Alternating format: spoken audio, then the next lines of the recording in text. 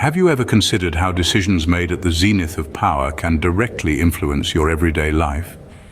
In Brazil, the Federal Supreme Court, or STF, has been the center of numerous debates and critiques.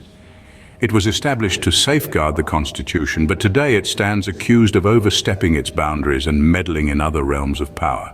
Is there truth to these claims? How does the federal government position itself in this scenario?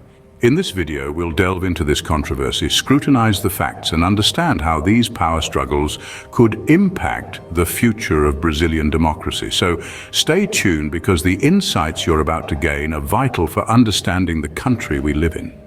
The Federal Supreme Court is Brazil's highest court, responsible for interpreting the Constitution and ensuring its respect. It's like the referee of a game, ensuring that no one breaks the rules.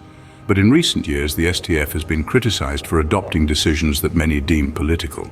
One example is the increased use of so-called monocratic measures, where a single minister decides alone on matters of great relevance.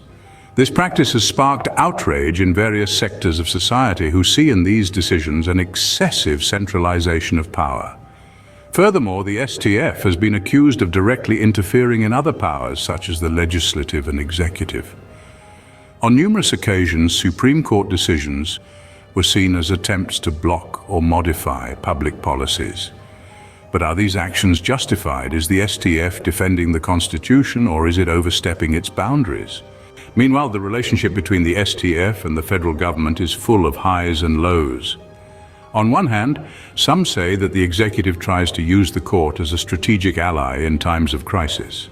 On the other hand, the STF has also blocked government initiatives, creating a constant tension between the two powers. For many experts, this contentious relationship harms the country's political stability. When the executive and judiciary clash, the result is institutional paralysis, where important decisions cease to be made and the population suffers the consequences. But are these conflicts inevitable, or do they reflect a lack of harmony between the powers? The biggest problem arises when one power attempts to encroach on the other's space. This imbalance weakens democracy and jeopardizes the public's trust in institutions. Today, many people feel that STF decisions are made without transparency, without the necessary public debate for society to participate in these discussions. If the population begins to lose trust in the Supreme Court, this creates a domino effect that affects other institutions.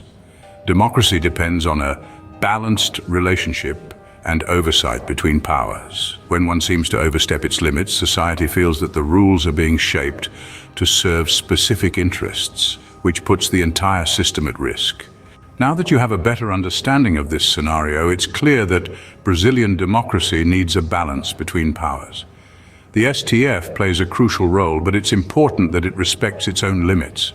Similarly, the federal government needs to act responsibly and seek institutional harmony.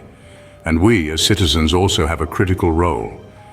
We must remain vigilant, informed, and ready to demand transparency and fairness from our institutions.